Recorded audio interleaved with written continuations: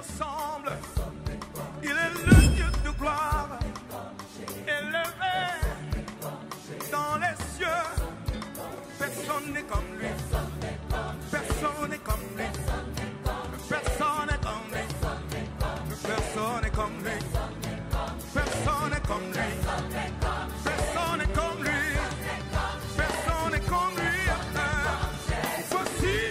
Voici il vient au son de la trompette. Chez vos chandeliers, brillant comme le soleil. Élève la voix, comme c'est le jubilé. Radio Sion, dansez. Voici il vient, voici.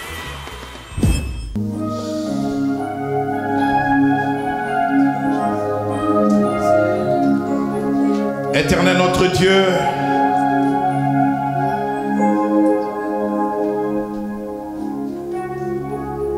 après avoir contemplé ta gloire et ressenti ta présence au milieu de nous, nous voulons entendre tes oracles. Nous voulons entendre ta parole.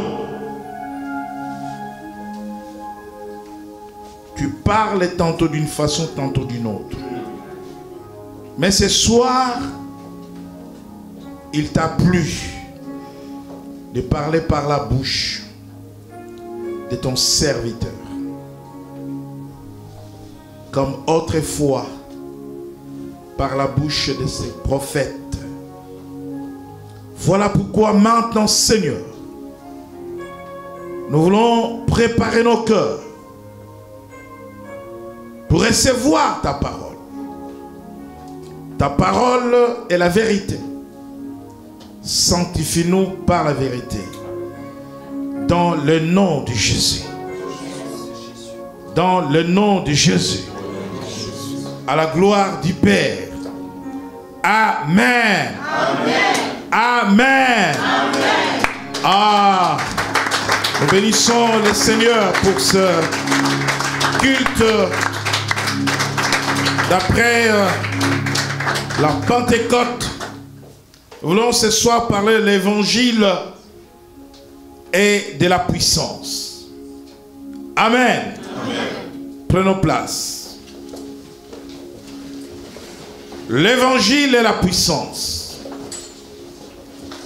Ah, nous ne pouvons pas dissocier l'évangile, autrement la bonne nouvelle du royaume de Dieu, de la puissance. Parce que sans la puissance, l'évangile n'est pas l'évangile. Sans la puissance, le royaume n'est pas le royaume. Voilà pourquoi Paul, il dit, et dans l'épître aux Romains,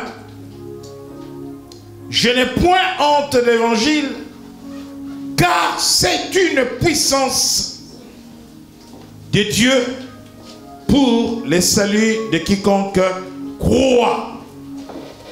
La puissance, c'est la dynamique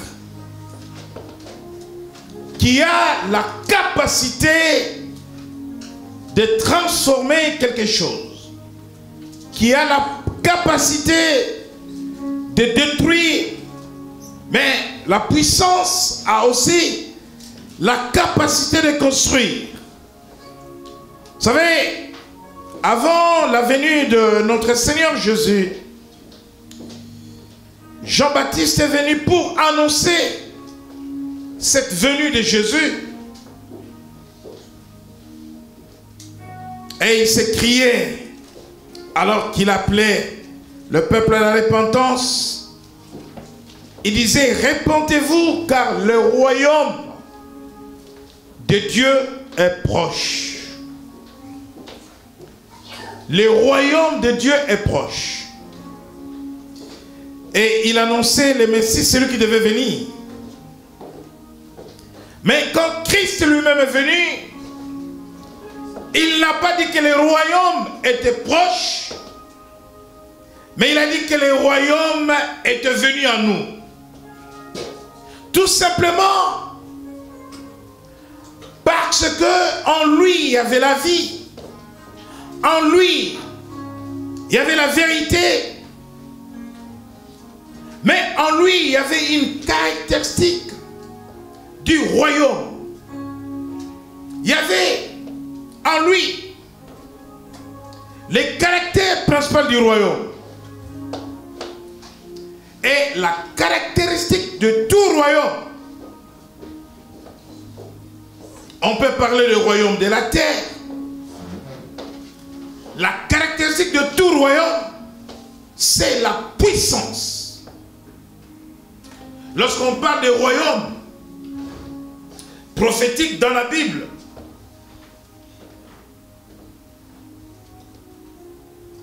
l'empire babylonien, Perse, Médès, grec, et pour en finir avec l'empire romain. Donc ce royaume menait des conquêtes dans le monde à cause de leur capacité d'assujettir les autres peuples. Et cette capacité pouvait s'expliquer par la puissance militaire, la puissance économique, la puissance financière. Lorsqu'aujourd'hui nous parlons des États puissants, comme les États-Unis, tout simplement parce que ces États peuvent assujettir d'autres, peuvent influencer par leur vie d'autres peuples. Vous savez, plus de la moitié des États de la planète ont signé l'accord de Paris sur le climat. Mais il a suffi seulement qu'un homme dise non. Son nom a attristé toutes les nations. Il a suffi seulement que Donald Trump dit « Je me retire ». Tout le monde a pleuré. Pourquoi? Parce qu'il est le président de la nation la plus puissante de la terre. Qu'on le veuille ou pas, aujourd'hui, c'est ça l'Amérique. C'est ça les États-Unis. Et le dollar est la monnaie de référence. Les Américains disent à tous, la Chine, vous voulez la puissance économique, faites tout ce que vous voulez. Mais aucune autre monnaie sur la terre, tant que nous sommes Amérique, ne peut dépasser notre monnaie. Et donc, ils incarnent la puissance financière. Et je vous dis que la caractéristique essentielle d'un royaume, c'est sa capacité, sa force de pouvoir coloniser les autres peuples, de pouvoir influencer les autres peuples.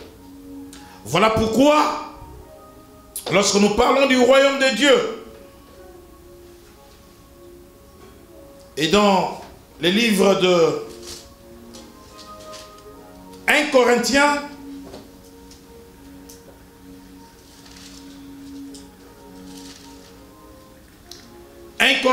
au chapitre 4, verset 20, nous lisons la parole de Dieu. Car le royaume de Dieu ne consiste pas en parole, mais en puissance. Le royaume de Dieu ne consiste pas en parole et en puissance. Et Paul, notre apôtre, avait compris que d'autres peuples qui il s'adressait pour leur parler de l'évangile, du royaume, pour leur parler de Jésus-Christ.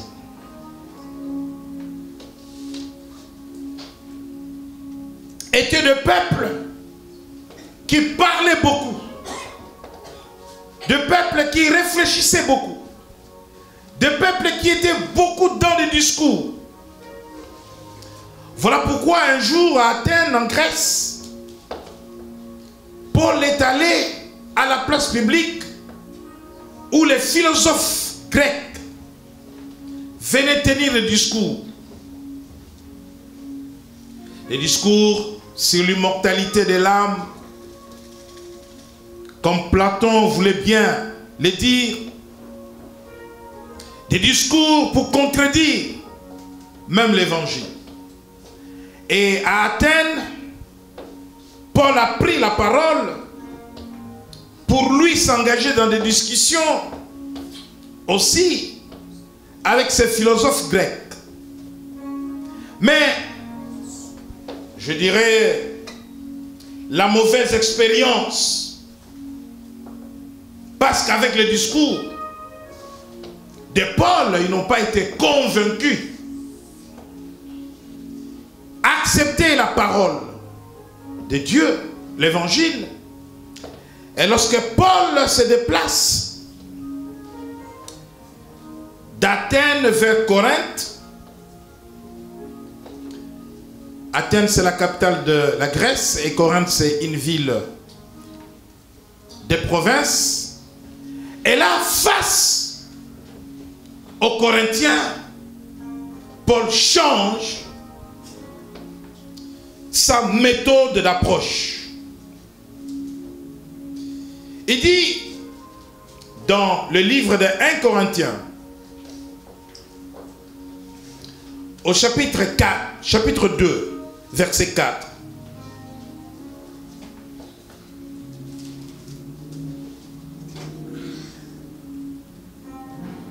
Ma parole et ma prédication ne reposaient pas sur le discours persuasif de la sagesse, mais sur une démonstration d'esprit et de puissance, afin que votre foi fût fondée non sur la sagesse des hommes, mais sur la puissance de Dieu.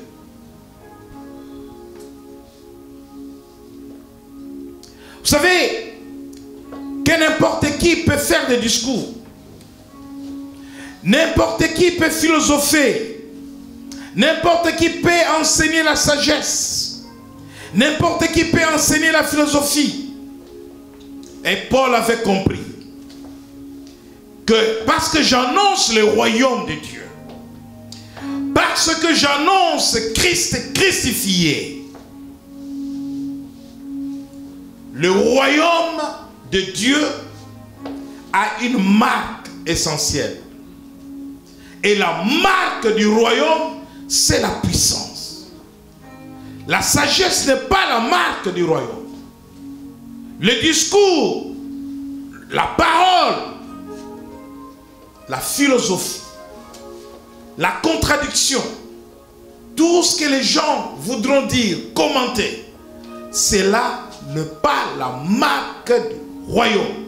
La marque du royaume, ce qui fait la différence entre le royaume de Dieu et le monde, ce qui fait la différence entre Dieu et les hommes, c'est sa puissance. Alors Paul dit que votre foi sera fondée sur la puissance de Dieu. Or la puissance de Dieu va amener les œuvres de Dieu. La puissance de Dieu va amener le miracle. La puissance de Dieu se fera démontrer par des guérisons, par des délivrances, par des résurrections. Et lorsque vous verrez ces choses-là, vous comprendrez que le royaume de Dieu est venu jusqu'à vous. Voilà pourquoi Jésus, lorsqu'il vient sur la terre, il vient pour amener le royaume sur la terre. Et la seule façon de faire vivre aux gens le royaume de Dieu et la puissance de Dieu, c'est d'amener la vie du royaume sur la terre dans la vie des gens. Savez-vous que dans le royaume de Dieu, il n'y a pas de maladie? Savez-vous que dans le royaume de Dieu, il n'y a pas de souffrance? Savez-vous que dans le royaume de Dieu, il n'y a pas de paralytique? Savez-vous que dans le royaume de Dieu, il n'y a pas de précarité? Parce que le royaume de Dieu, c'est la puissance. Le royaume, c'est la richesse. Lorsqu'on parle de princes en Arabie Saoudite, vous savez qu'il y a des princes qui sont, si on doit parler en termes de position de la famille royale, même pas à la 50e position. Et il y a des princes qu'on appelle princes qui n'approchent même pas le roi. Parce que vous avez une première ceinture de fils du roi, les princes et les princesses. Vous avez une deuxième ceinture de neveux, de nièces. Vous avez une troisième ceinture de cousins. Vous avez des oncles, vous avez des tantes, mais vous avez des cousins, des cousines par alliance, des tantes, des oncles par alliance. Mais parce qu'ils font partie du royaume, ils sont tous princes. Et parce qu'ils sont tous princes, ils sont tous forts, ils sont tous puissants, ils ont tous l'argent, ils sont tous maîtres de leur territoire. Alléluia. Et lorsque Jésus nous a délivrés du royaume de Satan, la Bible dit qu'il nous a délivrés du royaume de Satan dans Colossiens.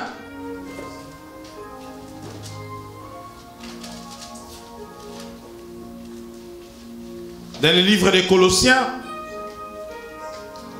nous rendons grâce au Seigneur parce qu'il nous a délivrés du royaume de Satan et nous a transportés. Colossiens, Colossiens 1,13.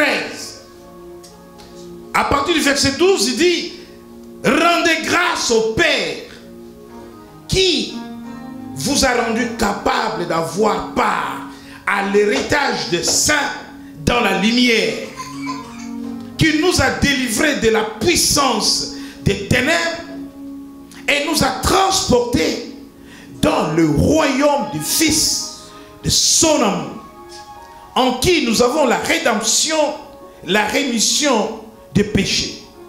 Donc nous avons été transférés, nous avons été transportés dans le royaume.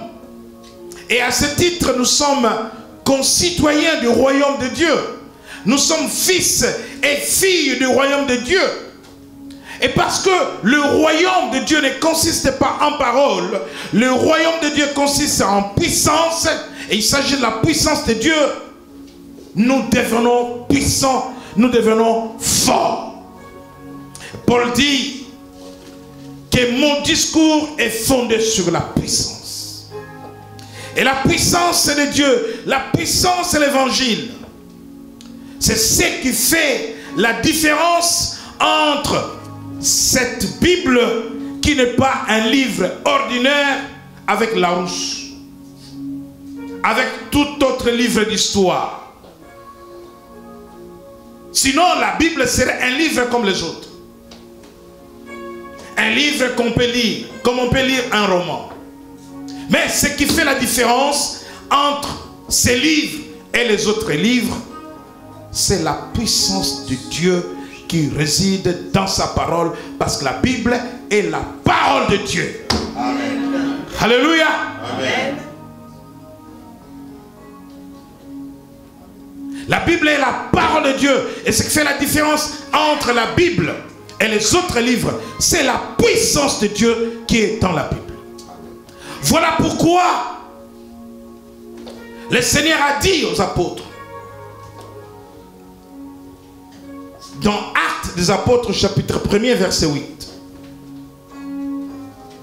vous recevrez une puissance, le Saint-Esprit survenant sur vous. C'est alors que vous serez mes témoins. C'est alors que vous annoncerez la parole. Le Saint-Esprit dans notre vie, la puissance de Dieu. Lorsque nous sommes loin, nous rend forts, nous rend capables, nous protège. Nous allons regarder dans le psaume 89.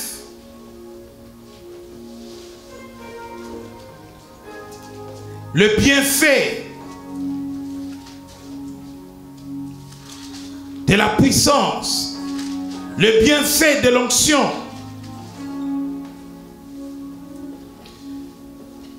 Dans le psaume 89,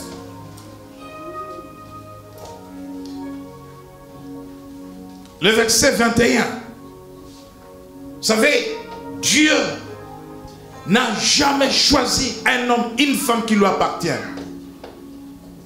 sans que son esprit vienne sur cette personne, sans que cette personne soit roi.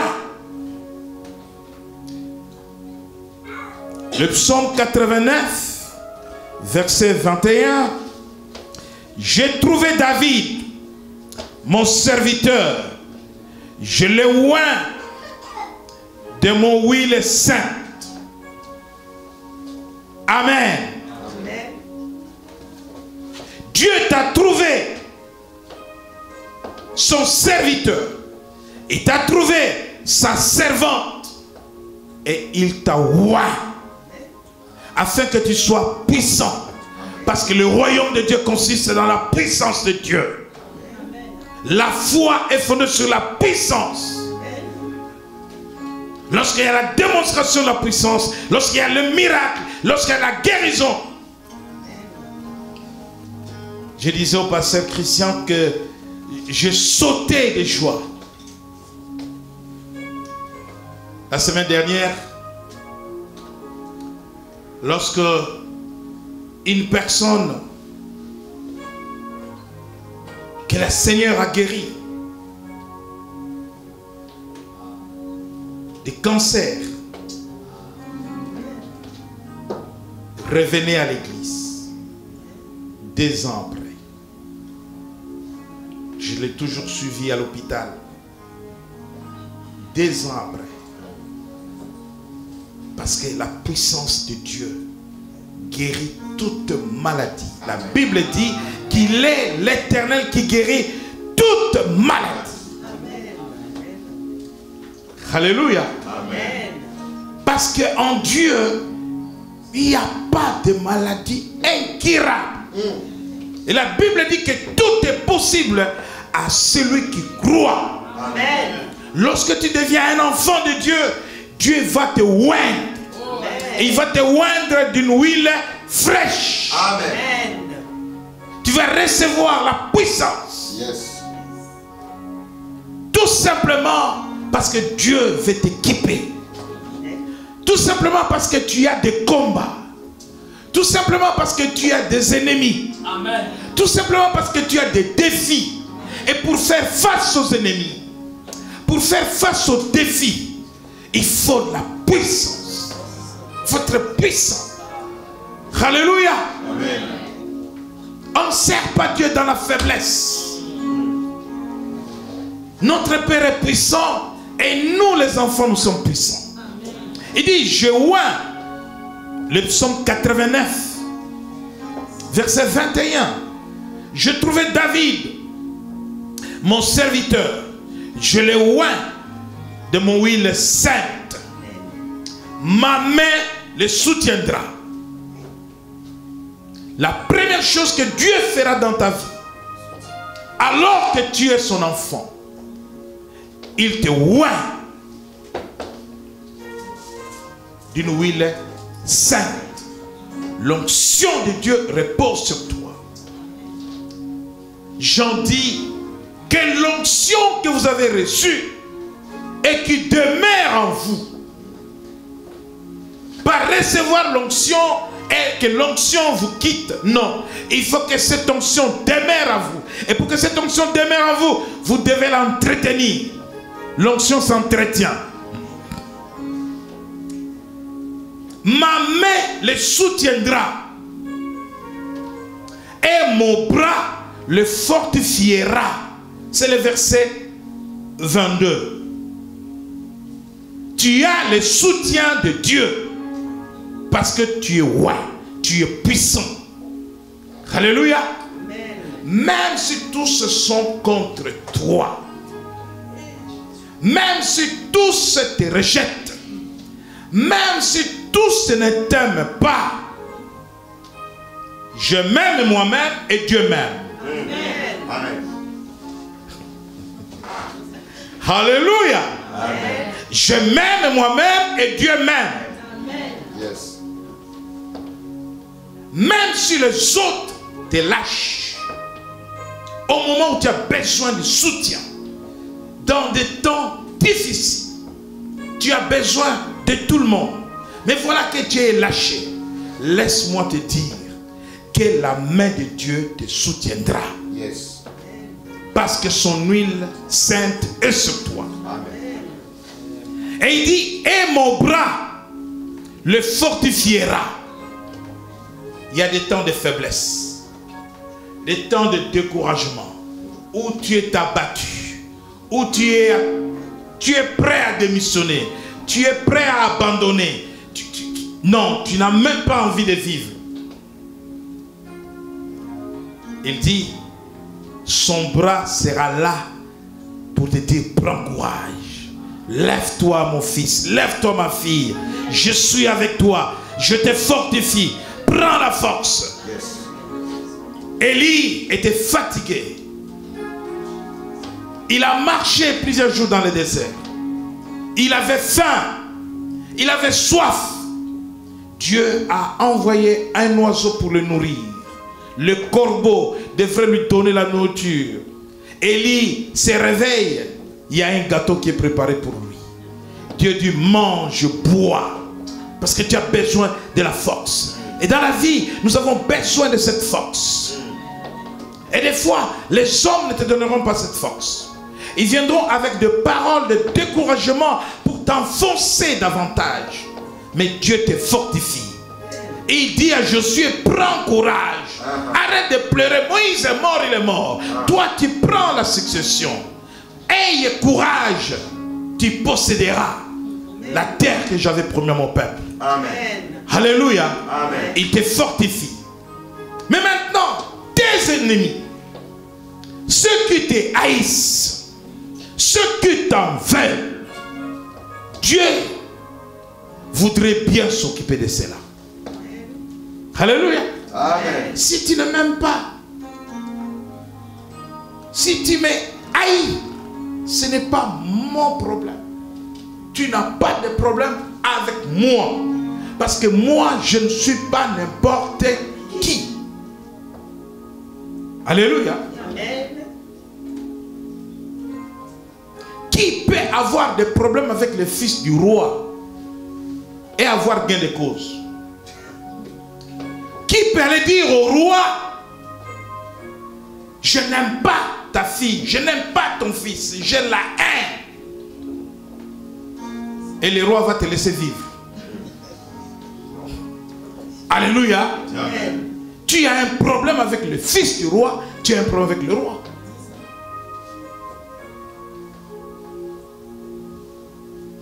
Il y a une autorité qui est venue d'un pays africain.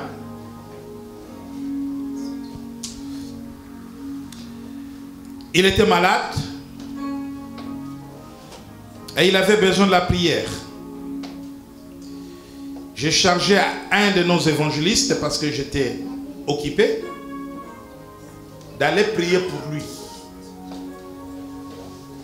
Vous savez, il était un ministre en fonction. Un ministre en fonction.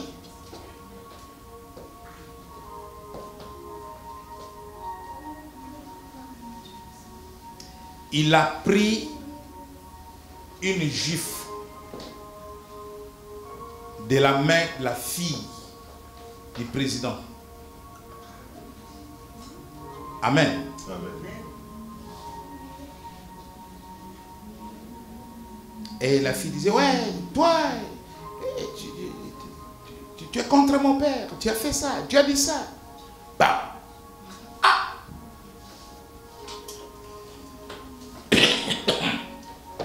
Il dit, le président m'aime beaucoup, le président me fait confiance, je vais aller voir le président et accuser sa fille.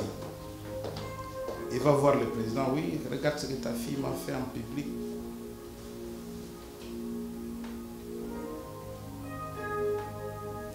Le lendemain, ordonnance présidentielle, c'est lui qui parle. Il est difficile que Dieu donne raison à qui que ce soit qui attaque son fils ou sa fille. Amen. Alléluia. C'est Dieu peut te châtier.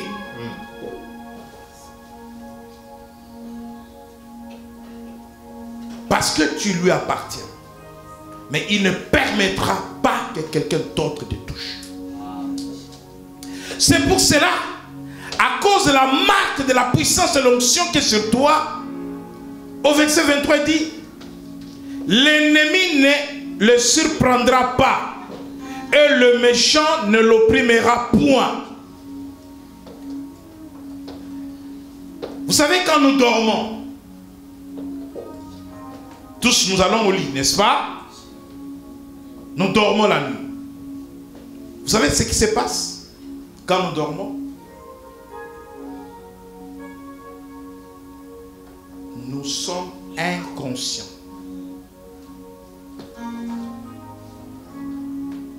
Et c'est en ce moment-là que les sorciers, les satanistes, les magiciens viennent pour attaquer les gens. Et c'est pour cela que beaucoup de maladies interviennent la nuit. Tu vas au lit, tu te portes bien, tu te sens bien, tu te réveilles. Ah! Ah! Mon pied! Ah! Ma tête! Parce que dans l'inconscience, les démons peuvent jouer avec ton corps.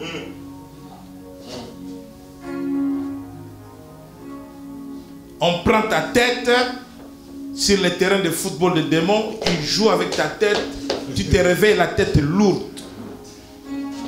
Ta tête était utilisée comme le ballon. Va entendre le témoignage des sorciers. Les esprits de vagabondage, de maris de nuit, de femmes de nuit, ils vont utiliser les corps des hommes comme des femmes, comme ils veulent. Quand tu dors, tu te réveilles avec des cauchemars. Quand tu dors, tu es inconscient. Et l'ennemi viendra pour te surprendre. L'ennemi aime bien surprendre quand tu es distrait.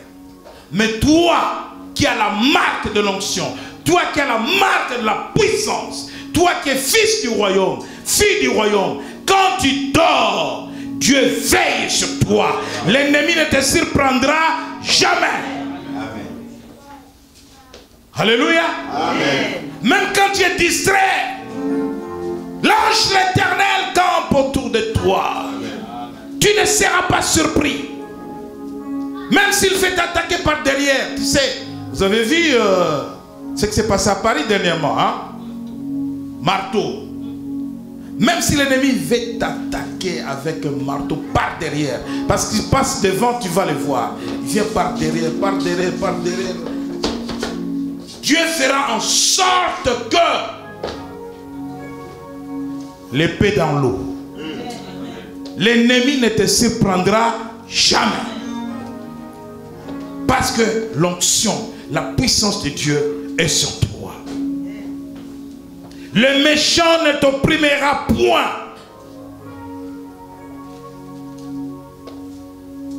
Qu'est-ce que c'est l'oppression démoniaque? Comment on est opprimé? L'oppression démoniaque, c'est une attaque extérieure à ton corps. C'est-à-dire qu'à distance, tu peux recevoir les flèches, la nuit comme le jour. À un moment donné, tu as l'impression comme si tu ne te sens pas bien. Tu as l'impression comme si ton cœur est en train de te lâcher. C'est l'oppression. Une fatigue inhabituelle, c'est l'oppression. Avec ta photo à distance, tu peux recevoir des flèches. On prend seulement ta photo, on amène quelque part. On prend des aiguilles. Si c'est sur ta tête est touchée à distance. C'est l'oppression de méchants. Si c'est sur ton ventre là. Alléluia. Mais si tu es un enfant de Dieu, la puissance de Dieu est sur toi. L'onction de Dieu est sur toi. Tu peux donner tes photos à n'importe qui. Ils ne te feront rien. Amen. Amen. Cela ne vous empêche pas de faire des photos. Et d'offrir des photos. Dieu dit pour toi, j'écraserai devant lui ses adversaires. Et je frapperai ceux qui les haïssent. Ceux qui te haïssent. Fais la liste. Fais la liste.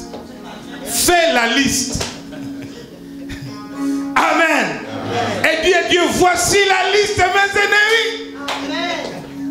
Il dit à moi la vengeance. Amen. Alléluia. Yes. Il dit j'écraserai même à ton travail. Même à ton travail. Yes. Tu n'es pas n'importe qui. Amen.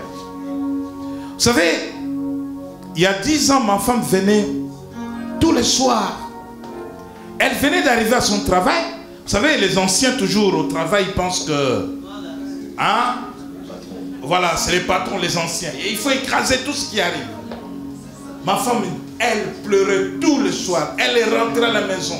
Je dis, mais qu'est-ce qui se passe? Elle me dit, il y a une femme là-bas. Ah là là là là. Mais elle est titulaire, elle est ancienne et tout ça. Je dis, mais qu'est-ce qui se passe? Ma femme pleurait. Je dis, mais tu veux quoi? Oh, moi je vais partir, je vais changer. Moi j'ai dit, écoute, tu ne partiras pas. C'est elle qui va partir. Amen. Je dis à ma femme, elle va partir. Je peux vous dire, elle a démissionné en étonnant tout le monde. Elle a démissionné en étonnant tout le monde. Et les gens n'en revenaient pas. Mais pourquoi tu pars? Réfléchis encore. Non, non, non, je ne vais pas rester ici. Démission. Elle est partie. Dieu dit, j'écraserai tes adversaires. Même au travail. N'abandonne pas ton poste. Il y a la pression, il y a l'oppression. C'est l'adversaire qui va partir. Amen. Toi, tu vas rester. Amen. Amen. Amen. J'ai une sœur.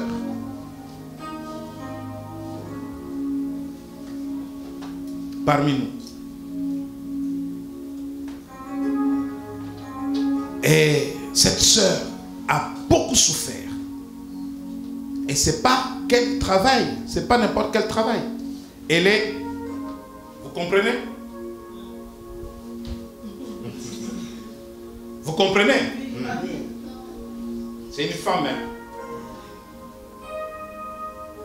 Elle a beaucoup souffert avec un chef qui a mis tous les collègues du travail contre elle. À chaque fois, Elle me disait, mais papa, je veux partir. Moi je dis, tu ne vas pas perdre ton travail. C'est lui qui va partir. Je vais prier pour toi.